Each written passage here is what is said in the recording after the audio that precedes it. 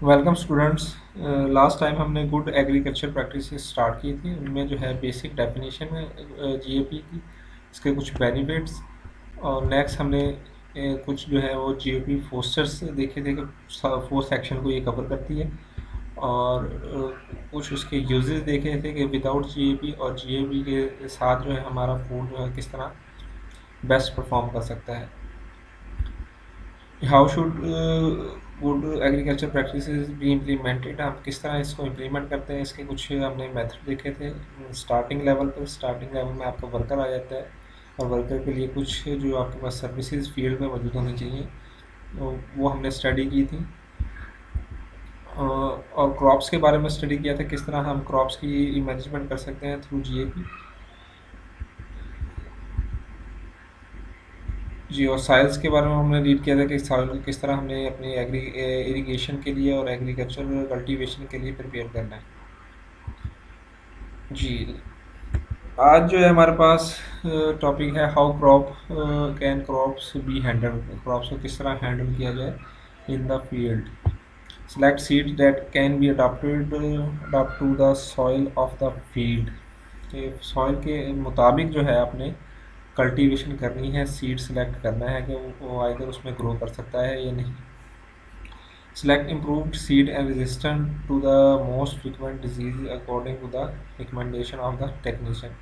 जो आपको agriculture officer recommend करेगा कि आपकी ज़मीन में जो है ये सीड्स बेस्ट रहेगा ग्रो करने के लिए, इसमें रेजिस्टेंस ज़्यादा है against the disease as well as environment, तो आपने वो सीड जो है अपनी लैंड के लिए सेलेक्ट करना है। Next, if necessary, develop practices to eliminate pest and disease for the seed in order not to affect the crop।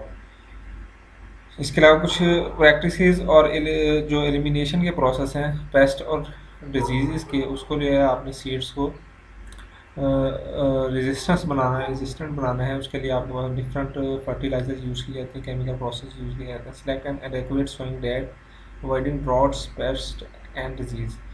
ये अगर आपके फील्ड सीड की रिक्वायरमेंट ज़्यादा है कि वो वाटर ज़्यादा कंज्यूम करता है, तो ड्रॉट से बचने के लिए, कहर से बचने के लिए वो आपने डेट से सेलेक्ट करनी है जिसमें बारिशें ज़्यादा हों। जी, वेस्ट को कंट्रोल करने के लिए डिफरेंट सेक्शन पर, डिफरेंट जोन में आपके पास डस्टबिन अटैच होनी चाहिए, और उनको जो है प्रॉपर टाइम के बाद या इवनिंग में आपके पास उसका एम्प्टी होना ज़रूरी है। इसके अलावा डेंसिटी जो है वो स्पेसिफिक डिस्टेंस पर जो है वो 2 प्लांट्स का डिस्टेंस होना चाहिए। अगर आपकी डेंसिटी ज़्यादा होगी, कम वॉल्यूम पे ज़्यादा आपका जो कल्टीवेशन होगी, तो दोनों अगर प्लांट्स हैं, 2 प्लांट्स अगर आपके पास साइड बाय साइड आप उसको ग्रो करवाते हैं, तो दोनों के लिए इंग्रेडिएंट्स की कमी होगी, न्यूट्रिएंट्स की कमी होगी, और आपकी जो क्रॉप है उसकी यील्ड कम होगी। Transplant select healthy seedlings and discard the feeble ones. अब सीड के अलावा जो है वो सीडलिंग्स भी यूज़ की जाती है, तो उनमें से जो है जो प्रॉपर हैं, जो ग्रोथ में बेस्ट हैं, वो आपने यूज़ करनी है। जो फीबल हैं, कमज़ोर हैं या उनको डिजीज़ के चांसेस हैं, उनको रिजेक्ट कर देना। इसके अलावा आप इक्विपमेंट यूज़ करते हैं डिफरेंट प्रोसेसेस में वेस्ट मटेरियल को डिस्पोज करने में, जैसे सीड लाइनिंग जो अभी आपने पढ़ा है उसको डिस्पोज करने में, तो उनको जो है वो डिसइंफेक्ट करके फिर जो है वो आप दोबारा यूज़ कर सकते हैं अपने फ्रेश फॉर्म के लिए। प्रोटेक्शन ऑफ क्रॉप्स, अब क्रॉप्स को हमने इन्वायरमेंट से प्रोटेक्ट करना है, तो उसमें आपके पास ग्रीन हाउस इफेक्ट आ जाता है। Regard measure the regard measures to obtain a good control of temperature and humidity. जो ग्रीन हाउसेज हैं उनमें आपके पास टेम्परेचर सिस्टम और ह्यूमिडिटी को कंट्रोल करने के लिए एक मैकेनिज्म मौजूद होता है, तो आप ग्रीन हाउस इफेक्ट अगर आपकी इन्वायरमेंट कंडीशन टफ है तो आप यूज़ कर सकते हैं। Seed beds protect them from the sun and heavy rain, और हैवी रेन से बचाने के लिए आप इसको शेड डिफरेंट प्रोसेस के जरिए, अगर आपके पास फार्म लेवल का आप यूज़ कर रहे हैं वहाँ पर, तो फार्म में जो है फैसिलिटीज़ अवेलेबल होती हैं, तो जहाँ पर आपने फ्रेशली ग्रो करवाया है तो वहाँ पर आप उसकी शेडिंग कर सकते हैं। इसके अलावा ventilation system control temperature humidity and wind considering the season of the year and needs of the crop. How can water can be use. अगर आप इस पिक्चर को समझें तो पिक्चर में आपके पास क्या है, आपने जो रिक्वायर्ड अमाउंट में वाटर है वो स्पेसिफिक एरिया में यूज़ करना है। आजकल जो है इसके लिए ड्रिप इरिगेशन और अंडरग्राउंड वाटर सिस्टम अवेलेबल है जो स्पेसिफिक अमाउंट में स्पेसिफिक पोजीशन पर वाटर सप्लाई करता है। अदरवाइज़ आपके वाटर लॉस होने के सबसे बहुत ज़्यादा चांसेस हैं और इसमें जो है वो आपकी कॉस्ट भी बढ़ सकती है। इसके अलावा आपका वाटर का जो है वो ईयरली जो है वो आप उसको एनालाइज करवाएं कि अगर वो कंटेमिनेशन हो चुकी है या उसमें, या आपका वाटर जो है बेस्ट है प्रोडक्शन के लिए।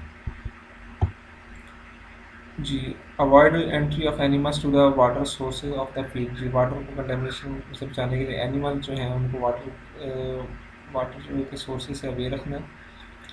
इसके लिए do not perform application and agro chemicals preparation near the water source. Water source के करीब जो है वो एग्रो केमिकल्स का स्प्रे वगैरह वो ना करें, क्योंकि एक तो वो वाटर कंटेमिनेशन होगी, इसके बाद जो एक्वा लाइफ है वो भी डैमेज होने के चांसेस हैं।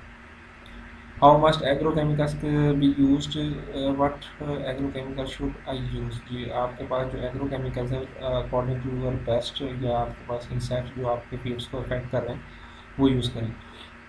Analyse if it is possible to apply biological control. जी, बायोलॉजिकल कंट्रोल मेथड आप यूज़ करें इंसेक्ट्स और पेस्ट्स को कंट्रोल करने के लिए। बायोलॉजिकल कंट्रोल मेथड क्या होता है कि एक आपके पास इंसेक्ट दूसरे इंसेक्ट को कंज्यूम करता है, ये आपके पास बायोलॉजिकल कंट्रोल हो जाएगा। इसके अलावा आपके पास इंसेक्ट किलर्स लाइट्स भी आ चुकी हैं। आप रेदर देन कि आप केमिकल्स का यूज़ करें, आप डिफरेंट तरीके कैचिंग मेथड जो है, ट्रैप सिस्टम जो है वो पेस्ट्स और इंसेक्ट्स को कैच करने के लिए यूज़ करें। What element should I use to protect myself. ये माई सेल्फ के लिए आपके पास वही प्रोटेक्टिव इक्विपमेंट्स आ जाते हैं जो आपको अपने बॉडी पर यूज़ करते हैं ड्यूरिंग स्प्रे सिस्टम।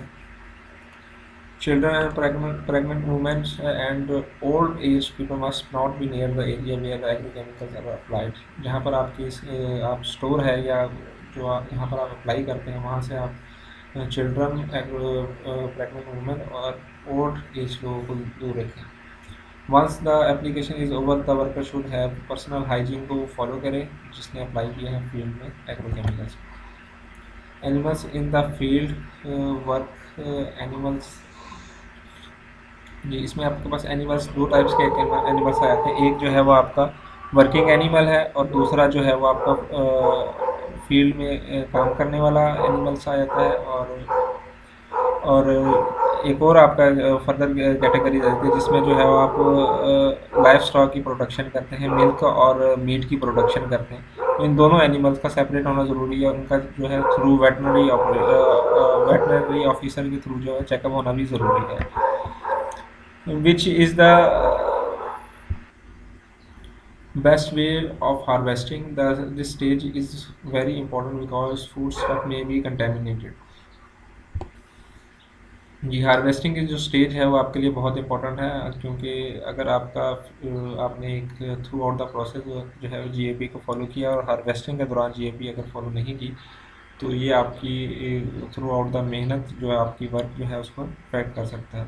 इसमें जिस तरह आपको पिक्चर में दिखाया गया कि एक तो आपने पर्सनल जो है वो हाइजीन को फॉलो करना है। इसके अलावा जो फर्दर है कि फील्ड में जो है स्मोकिंग, ईटिंग और वॉशिंग के प्रोसेस नहीं होने चाहिए। इसके अलावा जो आपके पास फ्रूट्स, डैमेज फ्रूट हैं, उनको जो है वो फ्रेश फ्रूट के साथ आप ना रखें, या जो आपके पास अर्थ पर गिर चुके हैं, वो कंटेमिनेट हो चुके हैं, डैमेज हो चुके हैं, वो उनमें जो है वो माइक्रोबल ग्रोथ हो चुकी है, तो उनको जो है वो फ्रेशली कट फ्रूट्स के साथ मिक्स ना करें। ट्रांसपोर्टेशन में आपके पास रैक सिस्टम जो है वो अवेलेबल होना चाहिए। अगर आप विज़िट करें तो हॉर्टिकल्चर डिपार्टमेंट जो है वो इस फील्ड में बहुत ज़्यादा काम कर चुका है, वो डिफरेंट मेथड जो है वो डेवलप कर चुका है।